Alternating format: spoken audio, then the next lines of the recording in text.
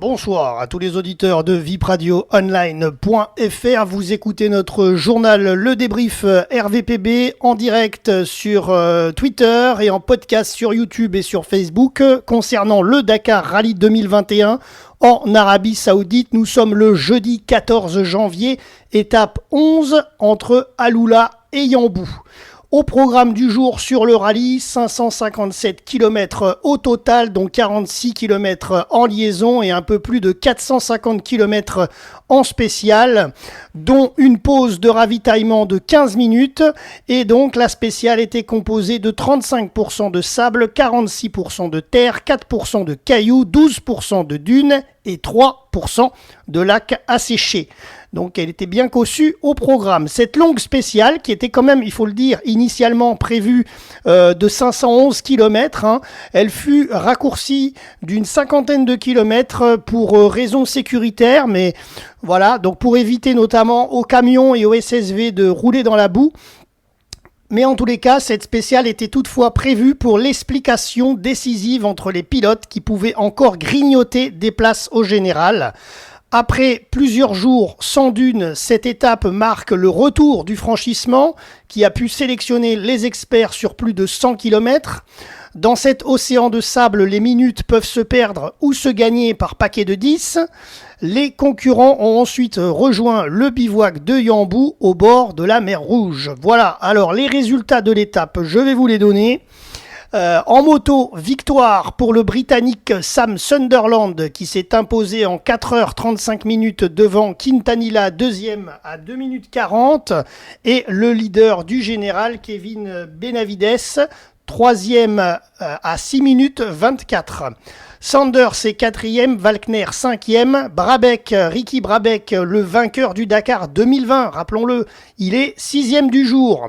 Le premier français, Adrien Van Beveren de Monster Energy Yamaha Rally Team, se classe septième aujourd'hui. En quad, victoire du Chilien Enrico devant Andujar et Copetti. Concernant les véhicules légers, par les véhicules légers, concernant les autos. On y passe tout de suite. Donc en auto, victoire pour le Qatari Nasser Al-Attiyah aujourd'hui et son copilote français Mathieu Baumel qui se sont imposés en 4h34 devant le patron des sables, le patron du rallye, Stéphane Peter Hansel, qui termine deuxième à 1 minute 56. L'Espagnol Carlos Sainz, ancien vainqueur du Dakar également, prend la troisième place et il à 2 minutes 26, il est exactement de Al-Attiyah. Al-Radji est quatrième, Cyril Després cinquième, Giniel de Villiers septième, Serradori 12e, Roma 18e. Notre parrain associatif Christian Lavieille se classe 19e du jour.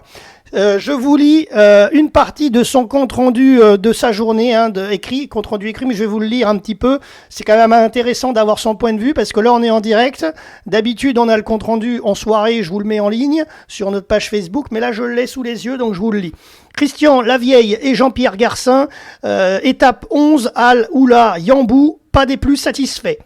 Une avant-dernière journée sur le Dakar est toujours plus difficile que les précédentes, sans parler de la dernière où tous les bruits fantômes se font entendre si près du but. Arrivé demain avec l'annonce de Castera, le directeur du Dakar, lors du briefing hier soir, étape la plus longue et la plus difficile. Les concurrents ont donc pris le départ ce matin, ne sachant où et dans quoi les emmènerait le patron. Raccourci d'une cinquantaine de kilomètres, donc comme je vous le disais en début de journal, là je suis en train de vous lire le communiqué de presse de Marie-France Estenave pour l'équipage 326, Christian Lavieille et Jean-Pierre Garcin. Donc raccourci d'une cinquantaine de kilomètres pour des raisons sécuritaires, la spéciale longue de 464 km aura permis à Cyril Després et à Mike Horn de rafler la 10e place, je cite, du général à Christian Lavieille et à Jean-Pierre Garcin. Les deux équipages n'ont pas la même voiture ni la même capacité. Le duo du PH Sport souffle le top 10 presque sur le poteau. Je cite entre guillemets, puisque là c'est directement Christian qui l'a dit. Les jours se suivent et se ressemblent, reconnaît Christian en tordant sa bouche. Une crevaison au kilomètre 80, beaucoup de cailloux, beaucoup de nos adversaires étant dans le même cas. À la neutralisation, nous avons récupéré une roue auprès de notre assistance, mais notre système de gonflage-dégonflage ne fonctionnait plus à droite. Nous avons donc roulé de la sorte jusqu'à la seconde neutralisation, optant pour des pressions de pneus particulières. 1 kg à l'arrière droit, tandis qu'à gauche, le pneu lâchait un peu d'air. Alors nous avons géré dans les dunes en regonflant de temps en temps, mais parcimonieusement. Donc vous l'avez entendu, c'est une étape compliquée qu'ont eu Christian Lavieille et Jean-Pierre Garcin avec ces problèmes de pneumatiques. Et donc en finir était l'impatience du duo. L'objectif, ça c'est Christian qui le dit, l'objectif était de sortir de la spéciale. Nous perdons notre 10e place du général, mais à la régulière, et il était difficile de la conserver malgré tous nos efforts. À vous Christian. Voilà, donc ensuite, le drapeau à damier flotte au-dessus de Jeddah à plus de 200 km de Yambou, ça sera demain. Encore une journée de course. Depuis 2 jours, nous ne sommes pas sur le bon tempo, conclut Christian. Il est réaliste là-dessus, hein, Christian Lavieille, notre parrain radio. Le combatif Christian, peu satisfait de cette journée comme celle de la veille. Voilà, donc il le sait, hein, depuis hier, il y a du retard. Il a perdu du retard sur Després. Hier, Després était 12e, mais il avait quand même que 7 minutes de retard, je crois, de mémoire sur Christian. Et là, c'est l'inverse. C'est Després qui est passé devant avec la 5e place qu'il a fait aujourd'hui avec Mike Horn. Et donc, Christian Lavieille, 19e. Donc forcément, ça change au général. Mais je vous en parle dans quelques minutes quand on arrive sur le classement général. En véhicule léger, victoire de Quintero devant Lopez Contardo et Faresguel. Concernant la suite chez Yamaha Powered by X-Red Team, je n'ai pas le classement. Là, je suis en train de regarder en direct les résultats en parallèle, mais malheureusement, je n'ai pas les résultats de l'Iparotti. Voilà, non, je ne les ai pas. Voilà, donc c'est ça le direct aussi. Donc en véhicule léger, je répète, victoire de Quintero devant Lopez Contardo et Faresguel, mais je n'ai pas la place de notre pilote, du pilote de notre partenaire Yamaha, donc Yamaha Powered by X-Red Team. Je n'ai pas la position de Liparotti et de Fischer, le duo féminin, je ne sais pas, ils n'ont pas dû arriver au bivouac encore peut-être. En tout cas, il n'y a pas leur classement qui est affiché, donc je n'aurai pas non plus leur général. En camion, victoire de Chibalov devant Mardiv et Vishnevski. En classique, les véhicules de collection sont arrivés au bivouac. D'ailleurs, je vous donne quelques infos là-dessus parce que je les ai qui sont tombés hier. Véhicules de collection. Je veux quand même vous donner les résultats du jour. Victoire du français Stéphane Lamar sur Mitsubishi Pajero devant Marc Douton sur Buggy Sunhill et Kylian Revuelta sur Toyota Land Cruiser. Alors je le répète, les Dakar classiques, c'est des véhicules de collection des années avant 2000. Alors on peut y retrouver 23 véhicules, hein. Il y a un Buggy Sunhill, il y a plusieurs Buggy Sunhill qui ont une fiabilité énorme, hein, parce que comme l'avait dit d'ailleurs Luc Alphand à France Télévisions ces derniers jours, les Buggy Sunhill, ils ont réussi à finir le Dakar quasiment à 99% des chances, ils terminent le Dakar. Donc Buggy Sunhill, c'est des voitures, c'est des buggy, mais alors très très fiables. Voilà. Il y en a un de 79 et il y en a un de 86, je crois, un peu plus récent. Mais voilà, les Buggy Sunhill, c'est vraiment la valeur sûre, hein. Il y a un Mitsubishi Montero V6, c'est d'ailleurs celui de Datu, vous verrez, il est 2e au général. Ensuite, il y a une Porsche 911, c'est l'ancienne Porsche de Jackie X. Il y a un Peugeot 504 pick-up qui avait été rafistolé d'ailleurs en début de rallye pendant plusieurs jours parce qu'il y a eu un problème, mais le pick-up fonctionne toujours, le Peugeot 504, mais bon, il est très très loin dans le classement. Ensuite, il y a un Toyota Proto KDJ de 1996, il y a un Toyota Land Cruiser, il y a une Skoda, il y a une Mitsubishi Pajero, c'est celle de Shinozuka. L'ancienne de Shinozuka. Ensuite, il y a une Volkswagen Iltis qui était vainqueur en 1980, hein, d'ailleurs. Et il y a un camion Renault 420 DCI, et c'est pas n'importe lequel, c'est celui de Revelta, donc qui est 3e aujourd'hui en classique. Voilà. Non, pas Revelta Pardon, il est 3e du classement général, c'est Harry Choury. Mais je vous en reparle à la fin de notre journal. Voilà, concernant les classements du jour. Alors, on passe tout de suite au classement général provisoire.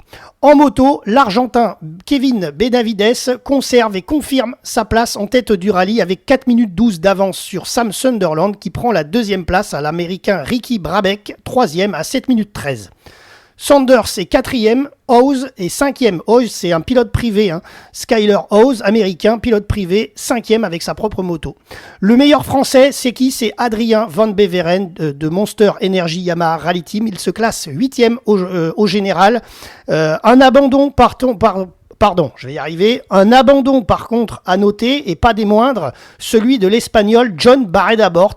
Le pauvre, c'est vrai, à chaque fois, il fait un Dakar, en règle générale, et à chaque fois, il a des problèmes, il n'arrive pas au bout. Et bien là, cette année, rebelote. On ne le verra pas à Jeddah demain. Voilà. En quad, l'Argentin Andujar conserve la tête du rallye devant Enrico et Copetti. Voilà. Par contre, je suis embêté parce que je voulais vous donner le classement du Français Alexandre Giroud en quad et je ne l'ai pas. Donc je ne sais pas si Giroud n'a pas eu un problème aujourd'hui. Voilà, j'espère pas parce qu'il était 2e ou 3e hier encore du général. Et là, non, si, je le vois arriver 12e. Voilà, il est arrivé 12e de l'étape en l'instant. J'ai le classement qui tombe, voilà. Donc du coup, ah là là, j'ai perdu la page. Donc du coup, s'il est arrivé 12e de l'étape, il se retrouve au général. Alors, il se retrouve au général. Ouais, il est loin, il est loin. Non, il y a un problème sur le classement, on dirait. Ouais. Giroud, je ne l'ai pas au classement. Bon, bref, je vous tiendrai informé de toute façon. A priori, il est toujours classé.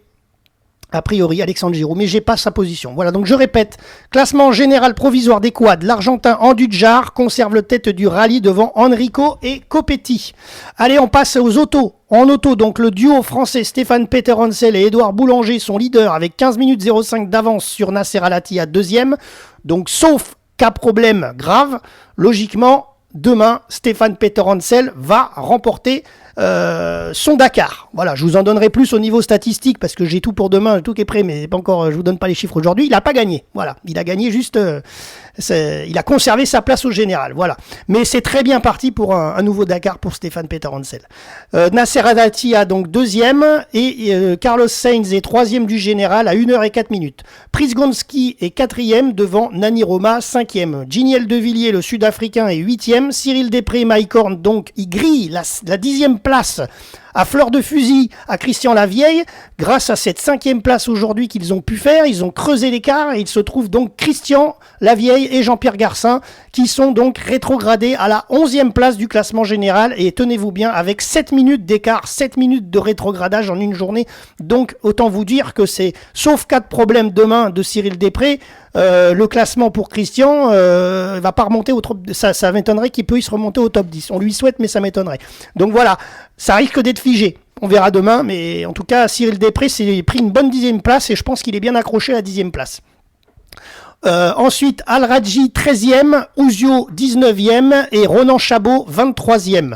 On passe au classement général des véhicules légers. Lopez Contardo 1er devant Jones 2e et Donzala 3e.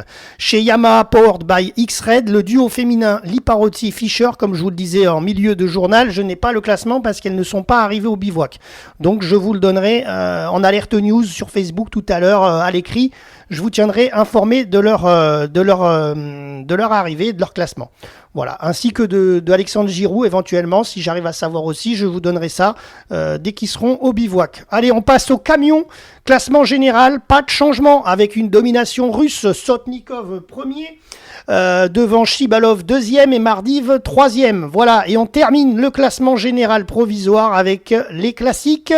Marc Douton, le français sur Buggy Sony, les premiers devant Donatiu, c'est celui qui a le Mitsubishi Montero V6 et comme je vous disais, Harry Chiri, c'est le trio avec le camion Renault 420 DCI, ils sont troisième du général. Voilà, c'est tout pour ce journal. Demain, vendredi 15 janvier, dernière étape numéro 12 entre Yambou et Jeddah. Merci au groupe Facebook, l'actu du sport automobile, Fan Club Dakar, Rallye Red Passion et le communiqué de presse de Marie-France Estenave qui nous sont arrivés avant notre journal pour vous débriefer la course de Christian.